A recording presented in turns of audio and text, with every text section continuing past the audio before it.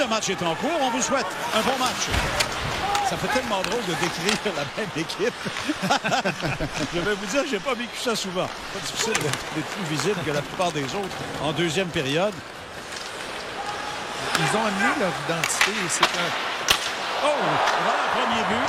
Alors, c'est Jean-Sébastien D qui était là. Le travail du trio de Joshua Roy, Jean-Sébastien D et Danick Martel qui va surprendre donc le groupe en défensive. Fairbrother s'est fait surprendre sur cette séquence et McNevin n'a pas de réponse non plus.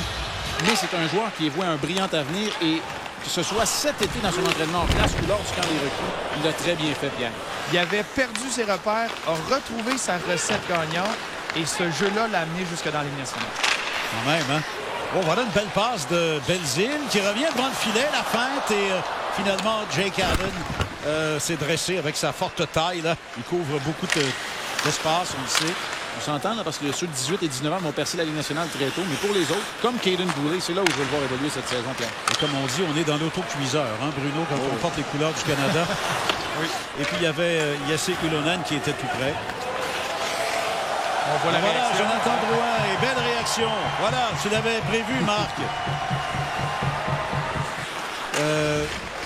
Supérieur, là, sur une surface aussi petite que 200 par 85, les incidents risquent de survenir. On a entendu un beau bing très franc.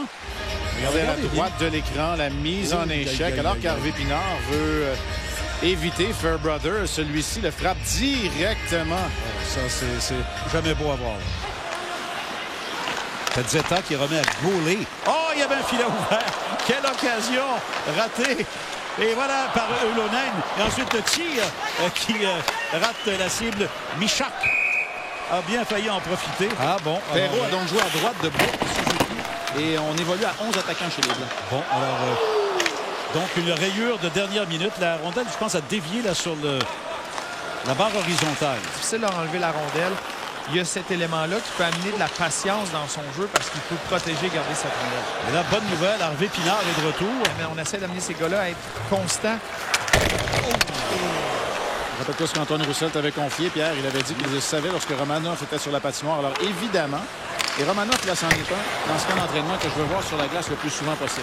2 fois, il a rejeté la rondelle contre la rampe. Au lieu, la première fois, de la protéger et la deuxième, de chercher la lame d'un bâton d'un coéquipier. Les entraîneurs détestent les revirements. Tout le monde a les bons patrons et tout le monde sur la même page pour bien préparer les matchs, les vrais matchs hors concours contre d'autres équipes. Là, tu peux vraiment évaluer. Oh, quel beau jeu de Armia à Evans, à Raphaël Harvey Pinard. Immédiatement, sans hésitation. Je veux certainement pas mettre la pression sur les épaules de Benoît Brunet, mais Benoît nous en parlait un peu en levée de rideau aussi du travail de Jake Evans. Tu nous as parlé de son caractère offensif. On n'a pas vu beaucoup parce qu'il tentait de faire sa place dans la Ligue nationale de hockey. Voilà. Et pour Harvey Pinard, c'est pas compliqué, là, soyez pas surpris. On voulait mettre beaucoup d'emphase sur l'exécution au début et puis les habitudes de travail. Et puis la deuxième partie de l'entraînement était plus sur le système. Et là, vas-y, Marc, je t'en prie. Écoute, mon jupon dépasse. Mais le Saguenay en moi veut te parler d'un gars. Puis les joueurs qui n'avaient même pas été repêchés puis devenaient des excellents joueurs dans la Ligue. Donc, c'est pas la finalité, le repêchage. C'est quand le moment où tu vas arriver dans la Ligue que tu sois prêt. Puis ces joueurs-là travaillent à tous les jours pour ça. Et là, c'est le travail d'abord amorcé par Yoel Armia en territoire offensif. C'est la fin de la présence du trio de Evans, Harvey Pinard et Armia. Armia qui garde la possession dans le territoire offensif. Et Joshua Roy qui a connu un excellent camp des recrues. On en a parlé en première période. Il tente de se débarrasser de cette étiquette-là. Il veut devenir un joueur qui est difficile à affronter et qui laisse sa marque. Ce qu'on essayait de verbaliser, mais l'équilibre. C'est pas tout un, tout l'autre. On n'analyse pas Brandon Baddock de la même façon qu'on va analyser Joshua Roy, qu'on va analyser le travail de Nick Suzuki aujourd'hui, par exemple. Voici une action de Ryan Poehling. Ça, c'est Ryan Poehling. C'est de la vitesse. C'est un sens du jeu. Nord-sud, ligne droite. Mais oui, peut-être un peu en retrait sur le repli, cependant, mais... Et l'arrêt, oui, bien fait par Poulin. Et Pierre, si je peux faire un peu de pouce là, sur cet énoncé, je reprends les propos de Benoît Brunet pour les mises en jeu.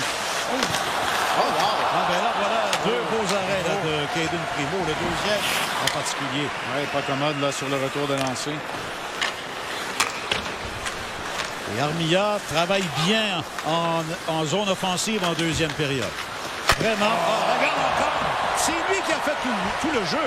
Et ça fait 2 buts que le jeune Roy marque, préparé par Armia. Et à mes yeux, à moi, il y a des étincelles, là. Il y a de la synergie entre ces deux joueurs-là et c'est Joshua Roy qui en profite. Absolument. Et vous avez vu le travail de Armia. Presque à lui seul, en protection de rondelle, contourne le filet. Absolument. Et c'est la différence dans les gros marchés. Pendant qu'on va voir Perrault en échappé et l'arrêt de Poulin. beaucoup de talent, beaucoup de possibilités, le potentiel de marqueur de but sur les ailes. Mais c'est de trouver le joueur de centre à l'intérieur de tout ça. Donc, ça, c'est un très beau jeu. Une belle pièce en solo. Belle pièce en solo de Lucas Vedemo. énormément de vitesse, tellement intelligent. Et j'ai adoré parce que l'année dernière, là, on le voit, le revirement ramène un bon lancer. L'année dernière, c'est là où il a fait le pas en avant au niveau de sa force physique. Il était capable de patiner, il était capable de faire des bons jeux, un bon lancer, mais quand il venait le temps de se battre pour une rondelle, il perdait de ces batailles-là parce qu'il n'était pas encore à ce point physiquement. Bon, mais si vous vouliez voir le potentiel de Arbor Xhekaj, défenseur format géant en tir de barrage, le voilà. Et c'est bloqué par Kevin Poulin. Et Kulak remet à Lekkonen. Il laisse la rondelle derrière à Kulak, ça avance, voilà une occasion et l'arrêt de Poulin. Je pense qu'on va y aller et là on aura un tir de pénalité. Brett Kulak contre Kevin Poulin. Eh bien c'est l'affaire des défenseurs et un bel arrêt pour Poulin. Alors Kulak a tenté le revers. Voilà Mathieu Perrault. Visait Romanov et Armia qui intercepte. Quelle deuxième période. Il s'avance, il est seul, le tir et le but! Il faudrait que je m'en réserve un au moins dans le match et je me suis retenu encore là.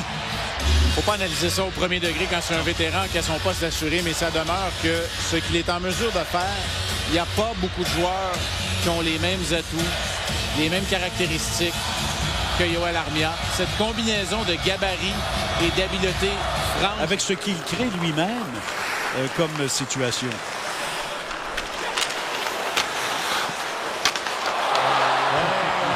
Complètement oublié Ryan Poehling.